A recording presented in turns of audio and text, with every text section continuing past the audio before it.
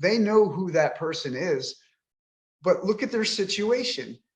They can't rebel. They can't get in the car and drive over and say, we had enough of this. And the other thing is what my ex-wife is doing. Let me take you on vacation. Let me buy you this. Let me send you to swim. She's a great Uber mom. You know, let me take you here. Let me take you there. Let me keep you distracted. But as a parent and teaching your children how to have a hard work ethic, how to love, how to do all the things you need to be a good person, she's failed on that. Yeah, how to deal with friends and interpersonal relationships. Exactly. It makes it more work on you too when they act like that. My son has every fucking toy he could ever imagine. He doesn't know how to interact with kids on the park. You know, he's got fucking 32,000 pieces of Lego, cannot fucking interact with somebody at the park. So, and that's the other thing is, I don't know if it came out in my last TikTok post, but my son, I would say, is suffering the most. And the reason why is without male interaction, understanding how to be a man and how to develop into a young man in today's society is very difficult. She doesn't have him in any athletics this summer. She didn't enroll him in rugby because, you know, rugby is so important to us and I have that big bond. She tries to eliminate that. Boy Scouts doesn't go on this summer. I'm like, well, what are you doing this summer? He's like, I'm like winning the Xbox championships. And, you know, for me, that just says, volumes. I will keep him isolated in the house, maybe going doing play dates with friends, not doing any activities. When you have a willing father is like, let me take him fishing for a day. Let me take him to do this. No. What kind of person is that? Is that a sane, rational, logical person who cares about their children? I'll just throw it out. I don't understand how these women could try to take a willing, active father away from kids. You know how many kids grew up without fucking dads? I'm one of them. And I'm now trying my hardest to be an active father in my kids' lives. And you're trying to keep me away from them? For what? For what benefit? What benefit is this going to serve anybody other than your ego? Those kids are going to grow up questioning relationships, wondering if they can love people or if they're going to get in trouble for loving somebody like this. That's such an uncomfortable place for a child to grow up. Unconditional love is where they thrive, man. Yeah, exactly. Wayne, I think about it. Insights, Wayne. Go ahead. I was going to say, Wayne, I like your insights from an outsider seeing this, and really like to get some more feedback from you. Yeah, well, that's what I was going to say. I want to make sure obviously you can hear. I want to make sure I'm not on mute. But no, like you think about like TV shows and movies that I've watched, right, where the father is missing, or even sports athletes who they become famous or whatever, and then their dads try to get back in their life. And everybody's like, oh, you just trying to get the money, or you just trying to get there because your son's famous. But you never hear the other side. And the other side is almost, it could have been the same situation, the parental alienation, where the mom is keeping the father away because in spite, because maybe he cheated on her. And so she's like, I'm going to keep your kids from you. And the father's working and working, trying to get back in the kid's life. And then at that point, he's 18, 20 years old. Like you said, in your situation, Chris, and the kid's like, I don't need you. You weren't even there in my life. Why would you want to come back now? But the whole time, all you've done is tried to be there, but you couldn't. And that's what I fear is that, eventually, if this doesn't get resolved, with your son, Jim, it's going to be the same situation. It's like he's going to grow up in that isolation and then always resent you, and you keep trying to reach out and he's an adult. And it's like, you weren't there when I needed you, it's terrible. Wayne, I was afraid of that for the longest time, and I'm no longer afraid of that. And the reason why is the TikTok posts that I do, the podcasts like this that I do, in this world of social media, they're seeing it. They know it. They know what's going on. But conversely, the social media thing, I think, has accelerated this parental alienation phenomenon in a way, in a negative way, because I don't think there was so many cases of parental alienation, back in the 50s, 60s, 70s, 80s, 90s, but it is exploded now because you have women who feel jaded and, he cheated on me, or he did this, or he did that. And now this is their tool. They're out there using social media. Look, I'm keeping them away from their dad. He's a piece of shit, da, da, da, da, da. And then you have these women who are supporting him. You go, girl, you go do it. And where the rational person would sit back and go, wait a minute. Do you actually see what you're doing? So it's a double-edged sword with social media. And that's why when you said to me, Jim, I really appreciate how you're very stoic and you're very, you're not too emotional. I'm not flying off the handle, is because my kids are watching this and they're seeing what I'm saying and they understand. And there's a part of them that's like, man, why is mom doing this to us? Why can't I see that? They're talking to their friends and their friends are saying, man, your dad's really cool. I wish I had a dad like that. Not that he's on social media, but the way he talks and the way what he says, and that's why I do what I do. But that's why I'm also very cautious in how I approach this. But you're spot on what you're saying, Wayne. That's a great point, and I'm really glad, like I said, that you're doing that and being able to share your own story, because, like I said, back in the old days, there was no other way for the other story to come out. It was all he said, she said. But here you have proof, you have evidence, you put everything out there, and like, this is what I'm doing. And whether it's 5 years, next year, 6 months, you can always show them. And like I said, they're watching too. But even for you, Chris, like, you can see this. Like, this is how I felt about you. This is what I've been trying to do. But instead of just using your words, this is the action that I took. Daron, what else you got for me? I love your questions. Yeah. So we talked a lot about like bad parental alienation, but is there any form of like good outcomes that can come from that? Or is it only bad? Like where, the woman separates the kids from the father, but I don't think we rarely ever see, the man taking the kids away from the woman. I'm Well, gonna can I say disagree. something real quick? Yeah, go ahead, Wayne. Go ahead. So there was one case, Daron, and this one was a sports athlete, Dwayne Wade. His wife or ex-wife, I don't know the whole story because I can't remember it. It was years ago.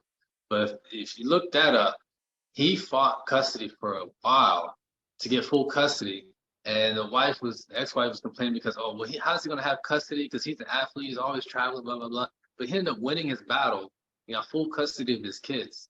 So, I mean, it does happen, but he had to go through years of custody battles to get that. Yeah, and he's got athletic money behind him. Not everybody has money, right? Any case can be won with athletic money, man. I'm telling you. That does help. All right, let me give you a really extreme example. So I'm going to tell you this. It happens on both ends. It happens with men alienating children from their mothers and mothers alienating their children from their fathers. There's a very extreme case where a woman actually committed suicide because the father just launched such a vicious campaign against her. And they were both lawyers too. And he used the system kind of like my ex-wife and her lawyer are using the system to advantage themselves over me. But it happens both ways. But to answer your question, are there positive outcomes that happen from this? And for the majority, I would say no. But there are cases where when you have a very extreme case where a parent, husband, father or mother has substance abuse issues or violence in physical abuse or mental abuse, or they have their own issues they're dealing with, then parental alienation used in the right way can be beneficial. But those cases are so small that they don't really resonate, which is what the main thing that I am trying to push is 50-50 custody for all divorces in Virginia. I don't care It should be a family court law or statute or whatever that without any cases of abuse, without any cases of, alcohol abuse or drug abuse or physical abuse, every divorce is 50-50. And based upon that, you negotiate different things. Yeah. That will eliminate, I would say, 90% of the parental alienation cases. But you know why it won't happen?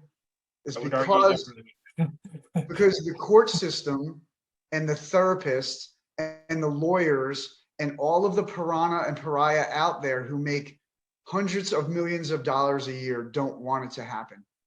And it's a shame because and one of the reasons why I want to do this and why I do this is we should, as citizens, we should be emailing and pressuring the legislators and the governor to enact laws for this to happen. My ex-wife, if this happened, we would never be in this situation. It would have been 50-50 custody. She would have had to get a job. She couldn't have milked the system. She couldn't have used lawyers. She couldn't have done anything. And the kids would be living with me and her. And in my opinion, I truly believe they'd be spending the majority of time with me because they wouldn't want to live with her. But that's what needs to happen.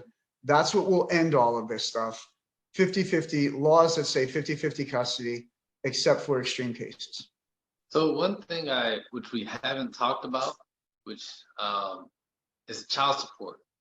And that's a big part of it, because also, a lot of our commenters and a lot of our followers talk about that a lot as well, is the child support system, how messed up it is and things like that. And that may play a part of it, like you said too, the lawyers and everybody else who gets paid off of these judicial cases, right? And the state also gets paid off child support. And the breadwinners mostly are the fathers, and so if you take the kids away from the father, he has to pay child support. So now the state is getting money based on the child support, and so it's kind of beneficial for them to alienate the father away so they can continue to pay child support. And systematic. Most women aren't like that, but there are, like I said, there's some women who just want to sit at home on child support. Yeah. Parental was a spousal support and child support. Yeah. So Wayne, this is an interesting conversation, and here's why. There has been actual trials and cases where, especially in my case. So let's talk about my case. I have no physical access to my children. My only interaction is Skype calls for 30 minutes on Sundays. Logically, using common sense, should I pay child support? So basically, I don't have children in my life, but I have to pay for them. And the Skype calls are being reviewed by the therapist at $150 an hour. So I'm basically being blackmailed and extorted to talk to my children or have a relationship with my children. So there's case law in New York and other states where fathers in my situation said, I don't pay child support anymore. Until my children are part of my life and I have access to my children, I'm not paying child support. And they ruled in their favor. So see, that's a double-edged sword also, because there's a lot of situations where the parents choose to live a derelict life and choose to, fuck up basically after their marriage. But that's on them. What I'm saying is this. You're right, Wayne, when you point out that child support and spousal support is another factor in alienation and in the family court system.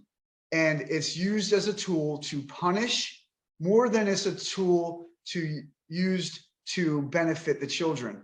Because a lot of the times I know what's happening with my $2,000 a month that I'm spending for child support. It's being spent on toys, vacations, hamsters, durables, all of the things to further alienate me. Is it being spent and saved for private school or for tutoring or for anything that would benefit their lives? No. But even if I could say a portion of that spent for groceries and gas and all of these things, then you can say that. But I know what it's being spent on.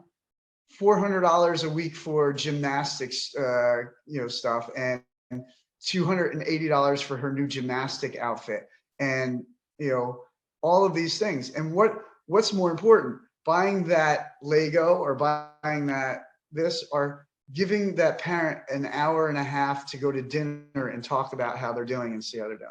So that's why, you know, you're right that the whole thing with child support exacerbates all of the issues with parental alienation and with the family court system. All right. We kind of talked a lot about, you know, the good and the bad and the different nuances about, you know, parental alienation. So what are you guys' final thoughts about it? Are you have you, you know, develop any coping mechanisms around this to kind of, you know, take your mind away from the problem at hand, or are you just dealing with it day by day? Chris, go ahead, and Wayne, go ahead, and then I'll listen to you guys, and then I'll give you my insights last. So for myself, unconditional love for my kids, and you know, compassion and empathy all the time. That's all I can do for them.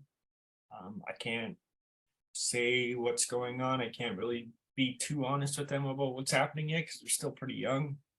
They do see, just kind of like Jim's kids, they understand what's going on. They know that I do the show. They know that I've been in, you know, domestic abuse programs and everything else. But at the end of the day, I can't change what she does.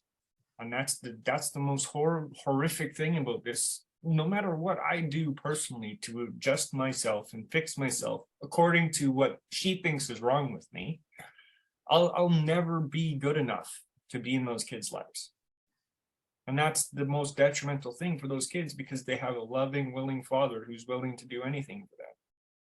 That's wrong. I don't get that, man. So for me, if you're dealing with this kind of stuff, please reach out, man. Join our Discord, talk, reach out, get some help, document everything. Jim could test to that. Document absolutely everything that you can.